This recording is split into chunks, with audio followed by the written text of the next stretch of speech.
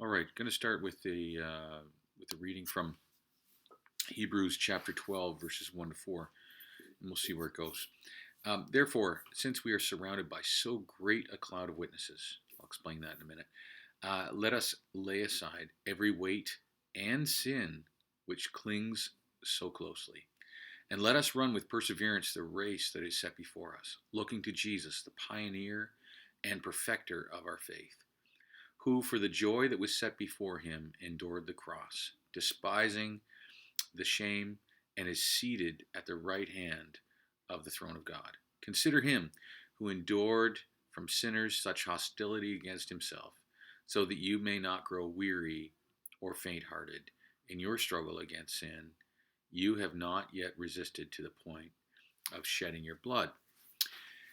As the year 2023 nears its end, and I think all of us have a strange sense of time, it seems, in conversations with people since COVID. Like, time got gobbled up through that time, and it's weird. And now we're kind of done that. And I hope in your family and your life and your friendships that some of the ruffled feathers and things and fear, that God is bringing healing, and that you're able to be an instrument of healing um, where things seem to go awry over the last few years. But thinking of this last year, it seems like it went quickly.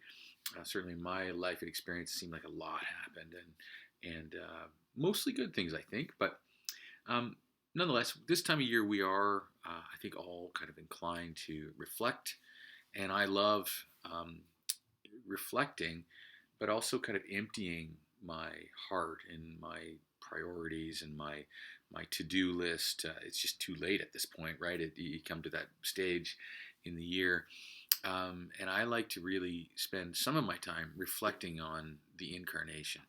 I've always been really just drawn to that miracle, that part of the gospel, that beginning of the gospel message as told to us in the Gospels. Um, so it's not necessary that any of you do this thing that I do, but it's a personal custom, and I've found it quite helpful. Amidst my own reflection, I challenge you at the very least to reflect and consider. And I would suggest that if you don't journal already, that you do that. It's a great tool for tracking your own personal growth.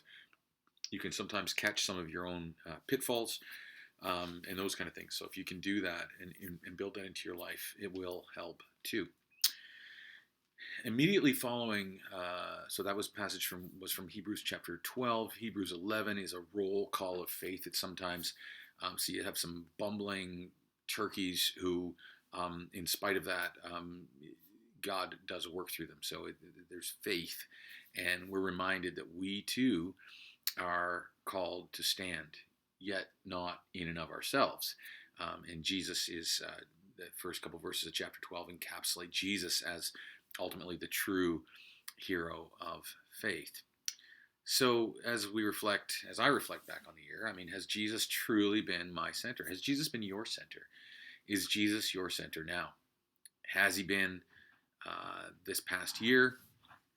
Is he part of your thinking if you're already leaning into the next year? Where I've personally witnessed wholehearted conversion and miracles within myself and others, it's always and only where a hungry heart becomes focused squarely and only on Jesus. Now, there's lots of things that tug away the person. Of course, there's sin and testing and all those things, but there's also religion and just adopting somebody else's culture and experience as though it were your own, and then years later you have to undo that somehow. It's so strange. So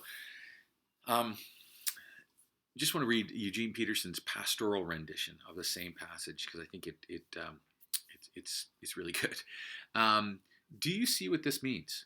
All these pioneers who blazed the way, all these veterans cheering us on. It means we'd better get on with it. Strip down, start running, and never quit. No extra spiritual fat, no parasitic sins. Keep your eyes on Jesus, who both began and finished the race we're in. Study how he did it, because he never lost sight of where he was headed, that exhilarating finish in and with God. He could put up with anything along the way, cross, shame, whatever. And now he's there in the place of honor right alongside God. When you find yourselves flagging in your faith, go over that story again, item by item, that long litany of hostility which he plowed through. That will shoot adrenaline into your souls in this all out match against sin. Others have suffered far worse than you, to say nothing of what Jesus went through, all that bloodshed. So don't feel sorry for yourselves. And I must say, when I've seen people walk away from the family of faith, or drift away, seemingly, if that's even possible, from Jesus entirely, the focus has always been on things, the stuff, maybe religious stuff, but nonetheless, not Him. It's not a focus on Jesus. The focus is off of Christ, what He's done for us, our relationship with Him, His victory at that point. The focus has been on expectations that we place on people, or what we were told was assured us if we accepted and obeyed. That's another discussion, I guess, but I understand it. And I've also been disappointed and discouraged because I had expectations that were not rooted in Jesus Christ. They were not rooted in that relationship with Him. Jesus is at the very heart of all creation, and Jesus is also to be the sole source of my very life and yours. There is no other worthy of our worship and trust. The respective traditions we are born into, or later on align ourselves with, ultimately guarantee us nothing in comparison to the glory and honor and power that are in Christ, who is seated with the Father.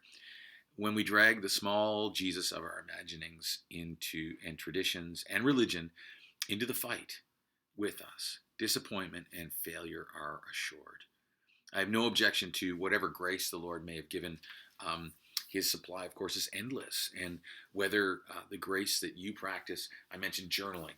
I guess that's a grace, and on some level. And so whether it's practiced by millions, or whether it's practiced by few, or whether you have a personal, maybe you have a creative outlet that is an expression of worship and praise to Him. That respective gift, habit, practice, discipline, is it facilitating holy union with Christ?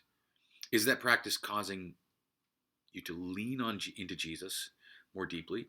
Is the heart, your heart, my heart, increasingly becoming a place of habitation from which life can erupt, from which well springs of life can erupt, from that habitation of Christ within us? Big questions. Would you pray with me and agree with the Apostle Paul's words to believers in Corinth when he writes, "Now the Lord is the Spirit, and where the Spirit of the Lord is, there is freedom. And we all, with unveiled face, beholding the glory of the Lord, are being changed into His likeness from one degree of glory to another. For this comes from the Lord, who is Spirit." So, Lord, I come before you for me. I come before you on behalf of my friends, where we have given up, where we have allowed bitterness and sin to ultimately take us the only places they go, which is to bondage, which is to slavery. Jesus reminded of your words. And I just ask for you, if you're listening, that these words from Matthew 27 and 28, also from Eugene Peterson's pastoral rendition, allow them to speak to you. Allow them to settle. You can read it from any old version you like. It's Jesus' beautiful invitation to you and to me. Are you tired, worn out, burned out on religion? Come to me. Get away with me, and you'll recover your life. I'll show you how to take a real rest. Walk with me. Watch how I do it. Learn the unforced rhythms of grace. I won't lay anything heavy or ill-fitting on you. keep company with me, and you'll learn to live freely and lightly. I just want to say that I really, I'm here if you're in the valley, if you're in Kentville, whether you are involved with outreach with us in ministry through Connect Outreach, or through the Soup Kitchen, through any of the other projects we're involved with. That's great, but you don't have to be to reach out and just have a discussion. And maybe you're discouraged. Maybe you grew up in church. Maybe you are one of those people who's just burned out on religion.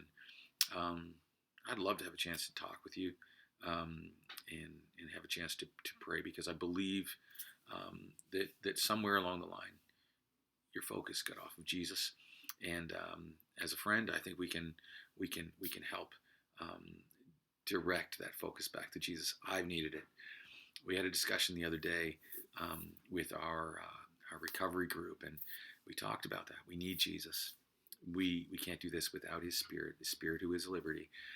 We also need His Word, and we also need each other. So if you're feeling like you don't have someone, we're here. It doesn't have to be me, but myself or one of the other members of our team who are engaged in ministry and sharing Christ. So anyway, God bless you. I really appreciate everyone. I know it's not huge numbers, but I appreciate everyone who sends in, who listens, and then some of you send in words of encouragement and support to me. I also depend on others. So God bless you. Thanks so much.